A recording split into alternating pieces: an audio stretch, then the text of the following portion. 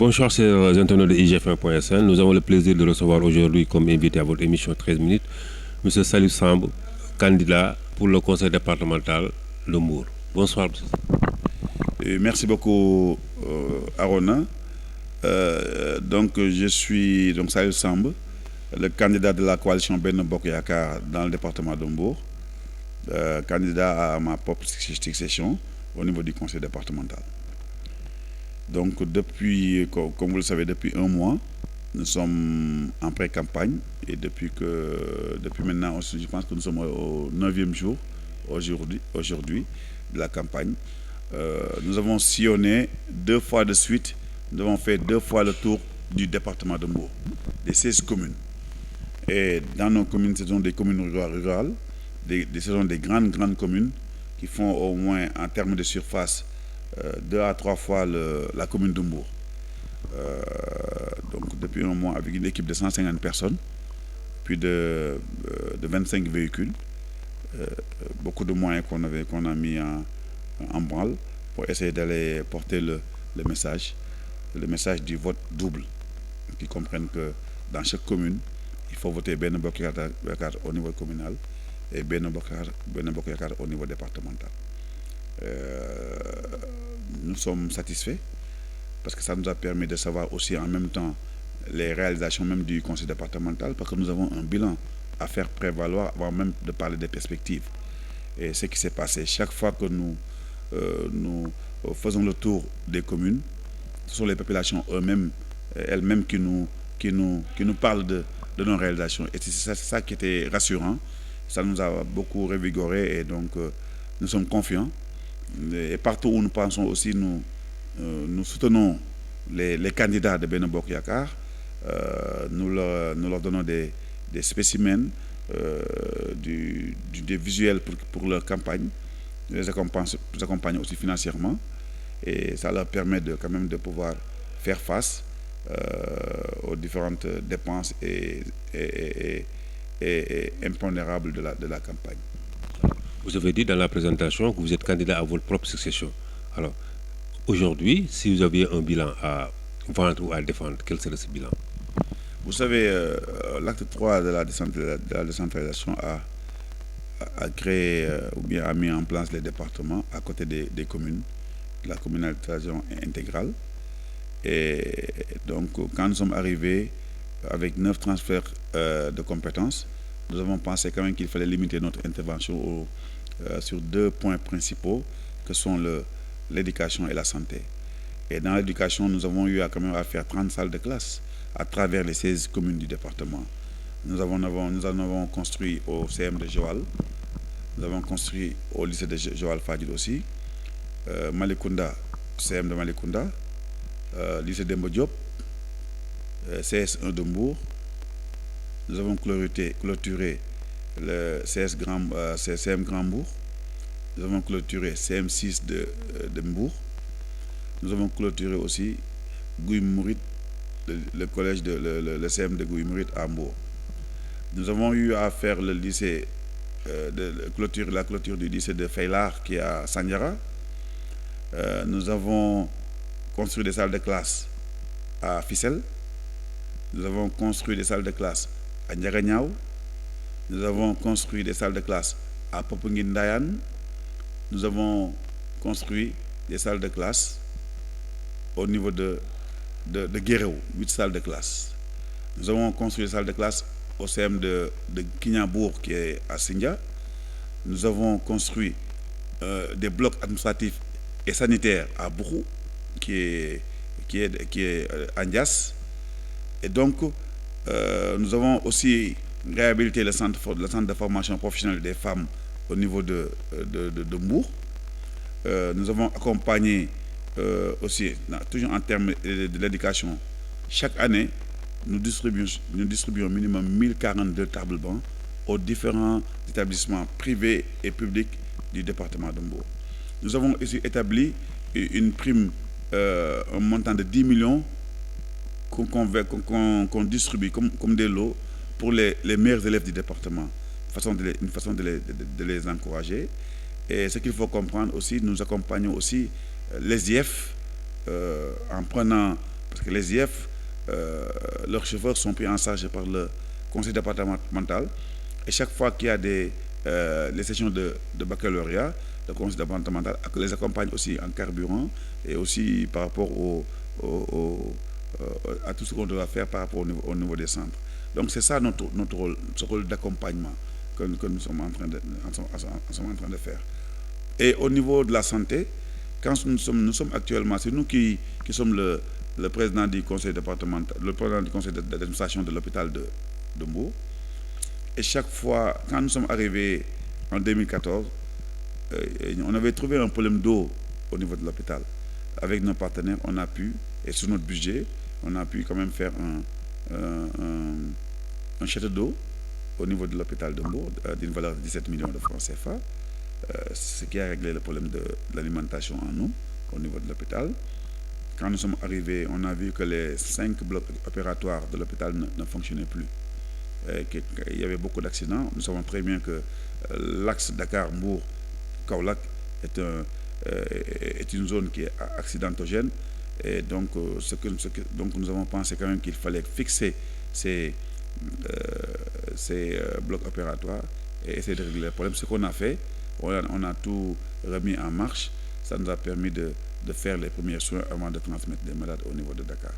Et quand nous sommes arrivés aussi au niveau de l'hôpital, nous avons remarqué qu'il y avait des problèmes de couveuses au niveau de la maternité. Nous avons pu, avec nos partenaires, les doter de 8 couveuses et puis d'une table d'éveil électrique qui permet de réveiller les prématurés et les nouveau-nés. Donc tout cela, c'est toujours dans le cadre de relever le plateau technique de l'hôpital. Et actuellement, là où je vous parle, nous sommes en train de faire l'extension de la maternité parce que la maternité commence à avoir une saturation avec la croissance démographique au niveau de Mbour qui devient de plus en plus exponentielle. Donc ça demande quand même un accompagnement aussi à ce niveau. Nous avons pensé aussi que quand nous sommes venus, nous avons remarqué quand même qu'avec le tourisme, avec la position aussi stratégique de Mbour, la drogue a quand même été une affaire présente au niveau de nos jeunes. Et nous avons remarqué quand même que ces jeunes-là présentaient parfois des troubles, vraiment des troubles sur le plan mental. Et avec nos partenaires de l'hôpital d'Esquirol qui est dans le Limousin, près de Limoges, nous avons quand même pu faire un établissement psychiatrique moderne de 200 millions de francs au niveau de l'hôpital. Et nous avons aussi doté l'hôpital quand même de mobilier de bureau et informatique pour permettre aux médecins quand même d'avoir des outils de travail. Nous avions remarqué aussi que du bloc opératoire à l'hospitalisation, il y avait quand même un grand vide où le malade était trimballé dehors. Je veux dire, les gens regardaient les malades sur un brancard en train d'être évacués pour aller dans leur chambre d'hospitalisation.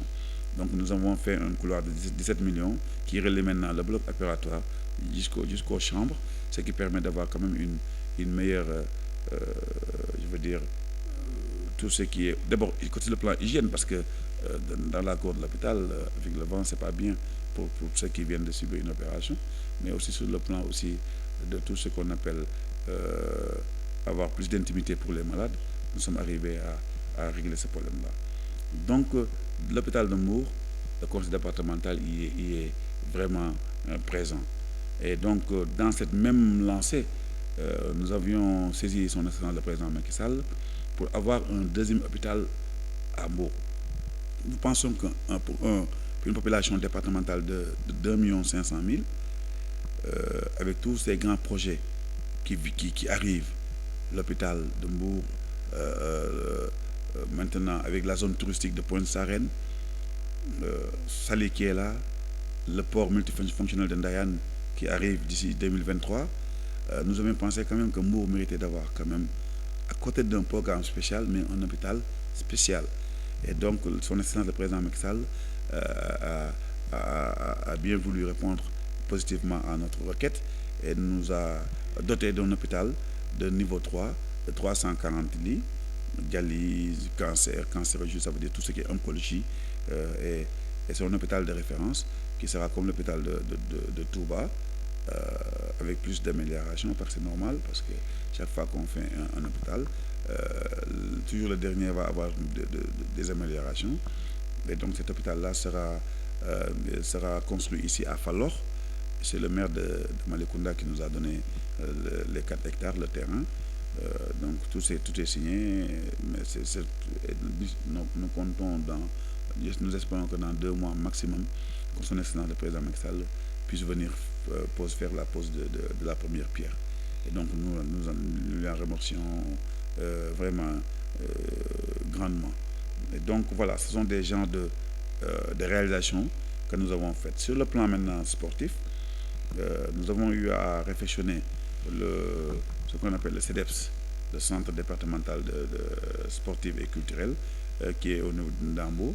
Il y avait un problème de terrain de basket pour les équipes professionnelles de Mbour, et le terrain du CEDEPS n'était pas homologué. Donc le conseil départemental a eu à prendre le terrain, ce qui a permis son homologation par la fédération sénégalaise de basket. Nous avons construit des tribunes qui n'existaient pas. Nous avons aussi fait des vestiaires pour les équipes et des toilettes, ce qui n'existait pas. Donc, toujours sur fonds propres. Et ça, c'est important. Il y avait aussi à côté de CEDEPS, il y avait ce qu'on appelle le centre culturel, qui est là-bas c'est comme une espèce de foyer. Nous avons tout repris parce que vraiment, ça a été créé depuis avant la colonisation. Nous avons tout repris. La scène, le carrelage, les portes, tout, la lumière, tout a été repris. Et on a mis même des ventilos pour permettre plus d'aération. Tout ça, on le fait avec la jeunesse. Nous avons eu aussi à amener ce qu'il faut comprendre, Auchan. Le groupe Auchan est un groupe qui peut s'établir n'importe où par le biais du commerce. Le commerce est libre. C'est quand on a une société de droit sénégalais, nous avons le droit, la personne a le droit, ou bien chaque société a le droit de s'établir là où il veut. Quand nous avons vu que Auchan voulait venir s'établir à Mbour, nous lui avons proposé un terrain qui était très bien placé, mais ce terrain-là, quand même, reste seulement une mise à disposition. Le terrain appartient au conseil départemental de Mbour. C'était une condition sine qua non pour qu'on puisse leur attribuer leur établissement. Et Auchan, dans la convention signée avec Auchan s'est engagé à prendre 200 personnes. Actuellement, ils sont presque à 300 personnes. Auchan s'était engagé à construire un centre culturel de dernière génération pour Mbour. Auchan a fait cela, et le centre est en train d'être construit au niveau de la mairie de Mbour, qui nous a donné le terrain. Et maintenant, il appartient à la mairie de finir le projet. Auchan a mis 100 millions là-bas pour la construction de ce centre culturel. Auchan a permis de subventionner les équipes de Mbour, comme accompagne le stade de Mbour, à hauteur de 10 millions par an. Il a doté aussi le stade de Mbour d'un bus vraiment de dernière génération, qui a coûté 80 millions. Auchan a donné 40 millions, et puis moi j'ai donné, en tant que président du stade de Mbour, je devais donner le reste. Auchan nous a construit un terrain de handball au niveau du stade Caroline Faye. Mais ce qui m'a le plus marqué dans notre collaboration avec Auchan, c'était le problème de la pouponnière, ça veut dire de vivre ensemble qui est à Mbour, où on ne pouvait pas rester un mois sans qu'il y ait des demandes de quêtes, pour leur donner de nourriture ou bien acheter du lait. Maintenant, Auchan a tout pris en charge dans la convention. Chaque mois, il y a une dotation qui va à la pouponnière. Tant que Auchan, durant tout le contrat de la convention, il sera obligé de gérer la pouponnière. Et en plus de cela, Auchan leur a donné un groupe électrogène de 14 millions de francs. Parce qu'on avait ce problème-là. Quand il y avait des coupures, vraiment les bébés étaient dans des situations pas du tout confortables.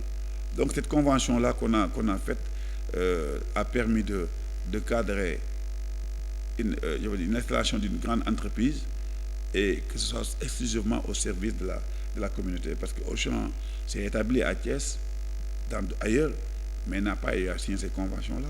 Il est venu acheter des terrains, faire leur magasin, sans pourtant ramener ce qu'on appelle la RSE. Et ça, pour nous, c'était important. Donc, ce sont des réalisations que le conseil départemental a eu à faire avec un budget au début qui était de 150 millions de francs CFA. C'est un budget qui nous permet seulement de fonctionner.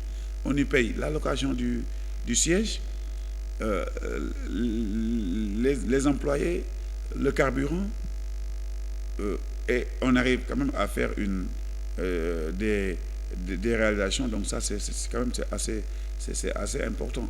Donc voilà, ce sont des choses qu'on a voulu faire. On a fait un plan de développement départemental, maintenant avec l'ARD qui nous a accompagnés. Et donc, dans les perspectives qui vont venir, nous allons dérouler ce plan départemental de développement qui permettra, en cohésion avec les communes, les différentes communes, quand même d'arriver dans les grands projets. Et dans ces grands projets, à part l'hôpital de niveau 3, il y aura aussi l'université de Mbour. Il y aura aussi l'interconnexion entre les différentes communes par les routes secondaires. Ça, c'est important parce que nous sommes dans une commune rurale, dans un département rural, et parfois, il est très difficile de passer d'une commune à une autre. Et donc, ces routes secondaires-là, nous devons peser pour que ces routes-là puissent prendre forme et voir le jour. Et donc, dans cela aussi, nous allons beaucoup plus aller dans la formation mais dans la formation vraiment qui va aboutir à un métier pour nos jeunes. Cette formation diplômante qui est importante. Et donc, par rapport au port de Ndayane qui vient d'arriver, nous avons pris la responsabilité de vouloir former minimum 100 à 150 jeunes chaque mois au métier portuaire.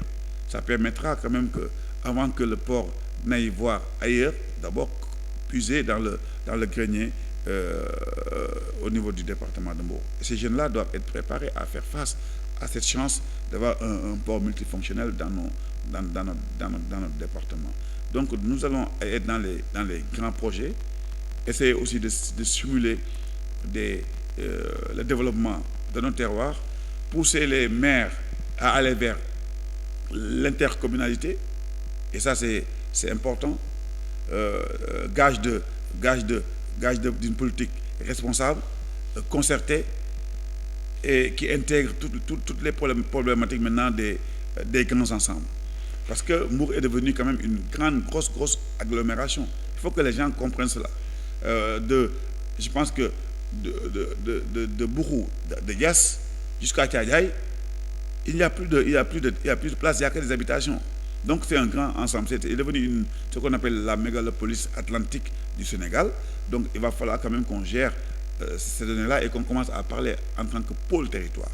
Et donc ça demande quand même une certaine concertation, une certaine symbiose, une certaine mutualisation des moyens entre les collectivités. Il y a le Nguyen Sandiara et Malikota qui ont déjà essayé dans l'intercommunalité. Il va falloir aller plus loin que cela, intégrer des communes qui sont moins nanties pour permettre une péréquation vraiment au niveau des ressources, pour qu'il n'y ait pas des communes riches et des communes pauvres. Et pour cela, il faut que les maires comprennent que c'est ça l'intercommunalité, et ce sera à travers le conseil départemental. Nous avons compris maintenant les enjeux, les grands projets qui doivent venir de l'État. Nous voulons pouvoir les appeler dans notre département et en faire bénéficier les communes, les accompagner et au bénéfice des populations. Donc ce sont ces genres de grands projets qui nous attendent dans notre Inch'Allah, quand on sera réélu, et qui sera notre programme dans les perspectives à venir.